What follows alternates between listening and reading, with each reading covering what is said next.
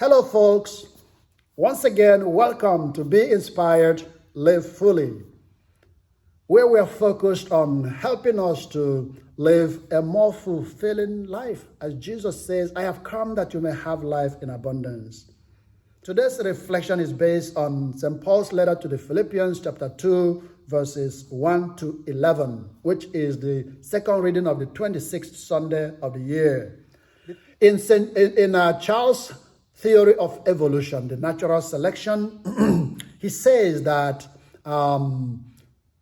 the organisms or the animals that are best adapted to their environments are the ones that end up passing their genes through the generations. Okay? And he used the peacock as an example. He says that the female peacocks choose their mates or their husbands based on the appearance of their tails.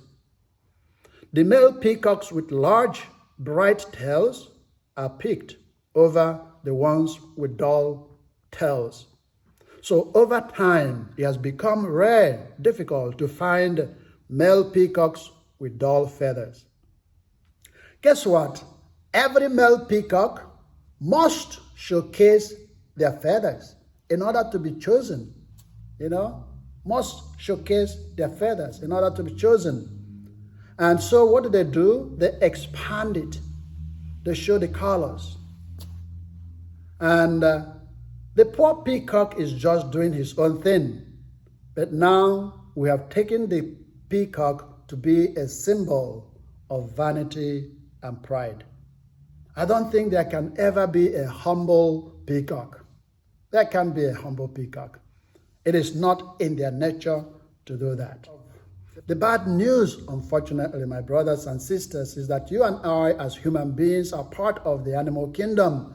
And so we share in this tendency, in this natural selection tendency. We share in that.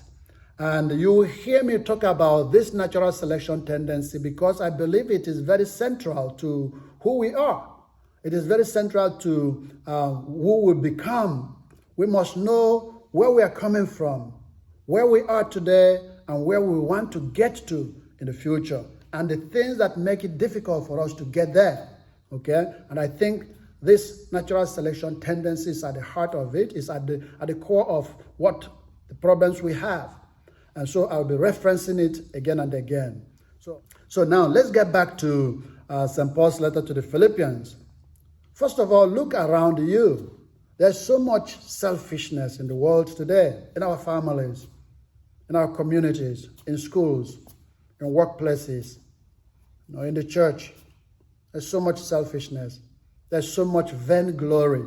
There's so much pride, boasting. And what does St. Paul tell the Philippians? Because he noticed all that going on. So he says to them, do nothing out of selfishness or out of vainglory. That's number one. He says, number two, rather humbly regard others as more important than yourself. Number three, he says, each looking out not for his own interests, but also for those of others. So, my brothers and sisters, what's the lesson in this reading for us today? I think that nature wants us to pass on selfishness, to pass on pride, to pass on power and authority. That's what nature wants us to pass on so that we survive. But comes in Jesus. He says, I know that among the animal kingdom, that's what they want to do. But among you human beings, my children, it's not going to be the same. It's not supposed to be the same. And more precisely, he says to those following him, we Christians, he says to us, among you, it must not be so. In this same chapter, St. Paul tells us that we must imitate and acquire the attitude of Christ. I'm going to talk about attitude in the future, the scientific aspect of attitude. I'm going to get to that in the future. But for now, St. Paul says we must aspire to acquire the attitude of Christ. In Matthew chapter 11, verse 29, Jesus says to us, "Learn from me, for I am meek and humble of heart." In conclusion, I want to leave us with what St. Paul asks of us. He says, humbly regard others as more important than yourself. So when you meet somebody this week, whether the person is a family member, a friend, or a foe, imagine that the person is more important than you, and then act accordingly. Act accordingly.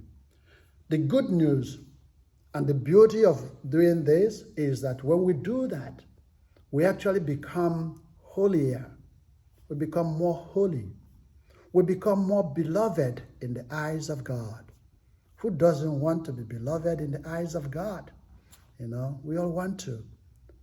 And so I challenge myself and I challenge you in this week as we move around. Don't be a peacock.